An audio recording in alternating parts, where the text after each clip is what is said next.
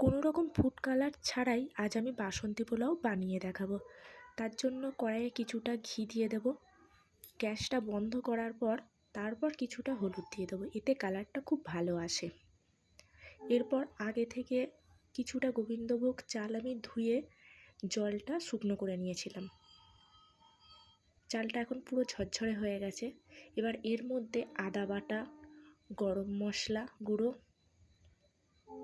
আর ঘি হলুদটা দিয়ে ভালোভাবে চালের সাথে মাখিয়ে নেব। এখানে আমি কোনো তেল ব্যবহার করিনি, শুধু ঘি আর হলুদই দিয়ে চালটা ভালোভাবে মেখে নেব। চালটা ভালোভাবে মাখা হয়ে গেলে কড়াইটা গরম করে নেব। কড়াইটা গরম হয়ে গেলে ঘি আবারও দিয়ে দেব। তারপর ফোড়ন দিয়ে দেব। ফোড়নে দেব দুটো তেজপাতা, দারচিনি, লবঙ্গ আর এলাচ। একটু নেড়ে চেড়ে কাজু বাদাম দিয়ে দেব। কাজু বাদামটা একটু ভাজা হয়ে গেলে তারপর কিশমিশ দিয়ে দেব।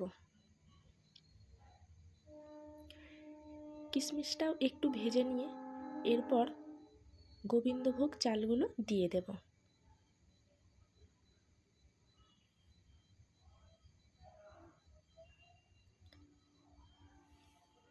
এখানে গোবিন্দভোগ চালটাকে 5-7 মিনিটের মতো ভালোভাবে নেড়ে চেড়ে ভেজে নিতে হবে। ভাজা হয়ে গেলে চালটা একদম ঝরঝরে হয়ে যাবে। তারপর আমি গরম জল দিয়ে দেব। গরম জলটা আমি যে বাটিতে চালটা নিয়েছি, ধরুন 3 বাটি চাল নিয়েছি, তার 6 বাটি জল গরম করে তারপর দিয়ে দিলাম। জল দেওয়া হয়ে গেলে নুন, কাঁচা লঙ্কা আর স্বাদ মতো চিনি দিয়ে দেব। চিনিটা একটু বেশি পরিমাণে দিতে হবে, কারণ বাসন্তী পোলাও একটু মিষ্টি মিষ্টি খেতেই ভালো লাগে। তারপর ঢাকা দিয়ে দেবো। 10 মিনিট পরে একবার ঢাকনা খুলে ভালো করে নেড়ে চেড়ে নেব।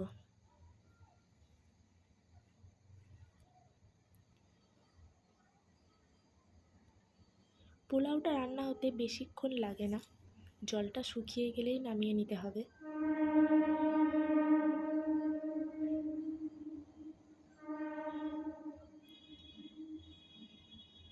আমি আরেকবার ঢাকনা খুলে ভালোভাবে নেড়ে নেব। দেখুন পোলাওটা আমার রেডি হয়ে গেছে। এরপর চিকেন কষাটা বানিয়ে নেব। কড়াইটা গরম করে তাতে সর্ষের তেল দিয়ে দিলাম।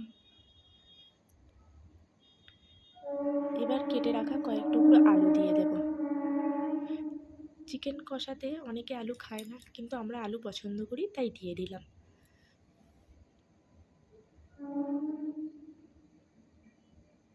এবার হলুদ আর কিছুটা নুন দিয়ে আলুগুলো ভালোভাবে ভেজে নেব। আলুগুলো ভাজা হয়ে গেছে, এবার তুলে নিলাম।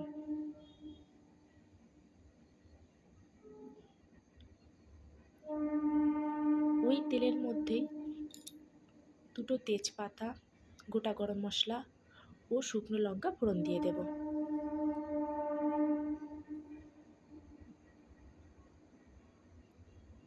অল্প একটু নেড়ে নেব।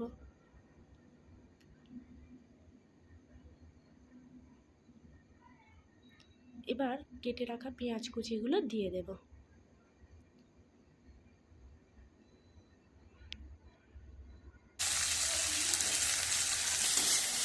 পেঁয়াজটা একটু লাল লাল ভাজা হয়ে গেলে তারপর এই পেঁয়াজ ভাজার মধ্যে টমেটো কুচিগুলো দিয়ে দেব।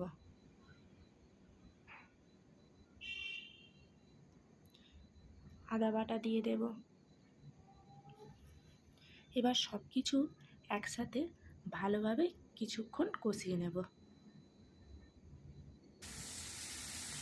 মশলাটা কিছুক্ষণ কষানো হয়ে গেলে এবার গুঁড়ো মশলাগুলো দিয়ে দেবো। হলুদ গুঁড়ো, কাশ্মীরি লঙ্কা গুঁড়ো, জিরে গুঁড়ো, ধনে গুঁড়ো, লঙ্কা গুঁড়ো।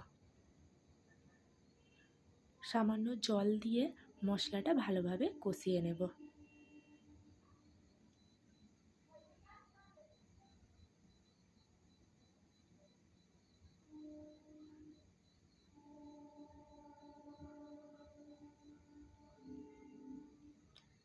মশলাটা কষানো হয়ে গেলে তারপর ধুয়ে পরিষ্কার করে রাখা চিকেনগুলো আমি মশলার মধ্যে একে একে দিয়ে দেব।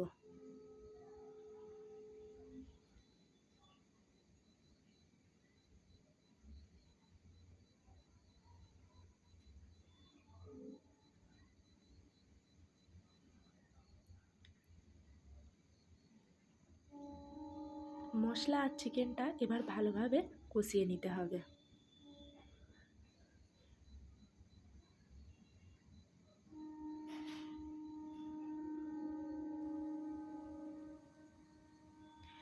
এরপর নুন দিয়ে দিলাম, নুন দিয়ে আবারও ভালোভাবে কষিয়ে নিলাম।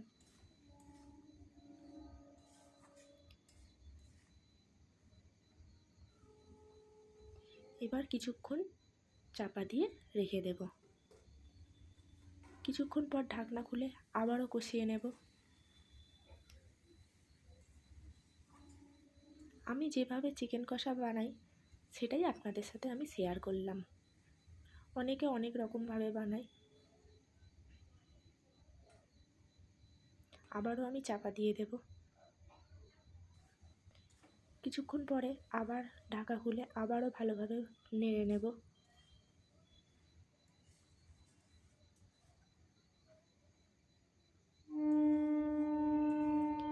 যেহেতু চিকেন কষা তাই আর জল দিলাম না, চাপা দিয়েই চিকেনটা ভালোভাবে সিদ্ধ করে নেব। থেকে তেল ছেড়ে দিয়েছে, এবার চিকেন থেকে তেল ছেড়ে দিলে তখন ভেজে রাখা আলুগুলো দিয়ে দেব।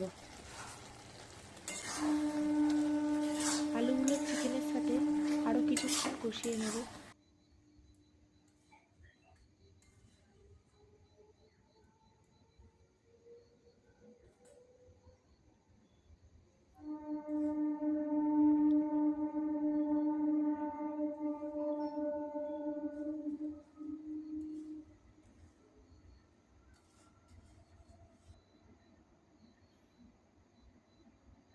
আলুগুলো মোটামুটি সিদ্ধ প্রায় হয়ে এসেছে।